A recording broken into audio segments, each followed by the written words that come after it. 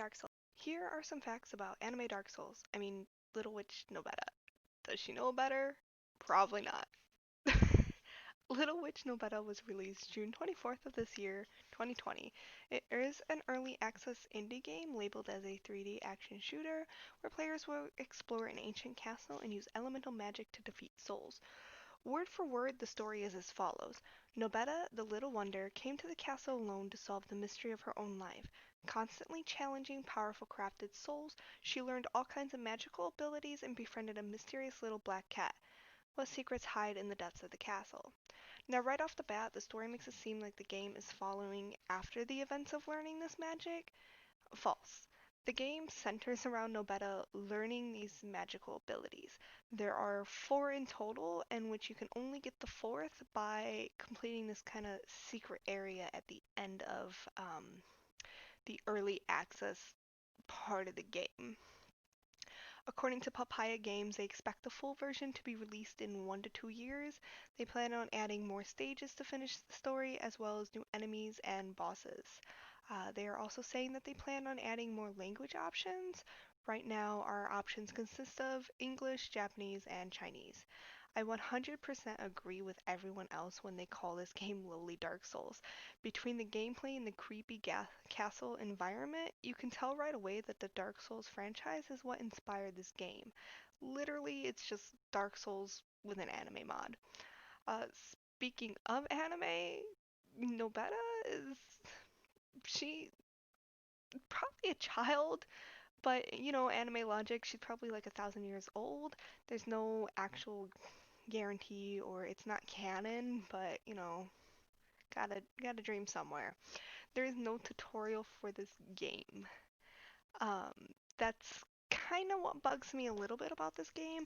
There's no little beginning where you kind of learn all your base moves or what to do during certain events.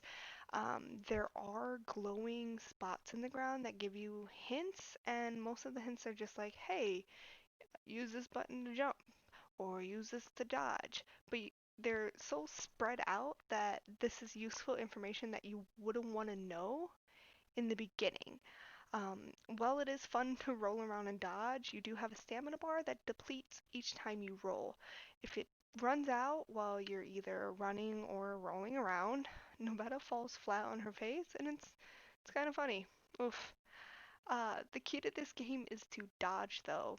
You can literally like just get through any area and just stop, drop, roll. That's all you need to learn. Roll around those bosses, they'll never get you. Visually, this game is alright. The two different art styles in the games, they don't barely mix very well. Nobeta is really nicely drawn as well as the scenery, but they're two separate art styles that kind of clash when they're together. It kind of seems photoshopped. While I have to acknowledge that the game is still in early access, the game doesn't run as smoothly as I would want it to. Nobeta's hair is very stiff and it clips through things at times. I'm hoping that this gets fixed. Overall, I really do enjoy the game. The story is fun to play. The interactions between Nobeta and the little black cat are a little sassy and he's he's kind of rude, but you can kind of see her compassion for others through the way she treats bosses after she defeats them. The puzzles offer just enough challenge to keep the game interesting while staying away from the frustration side. On the Devil's Den rating, I give this a 3.5 out of 5.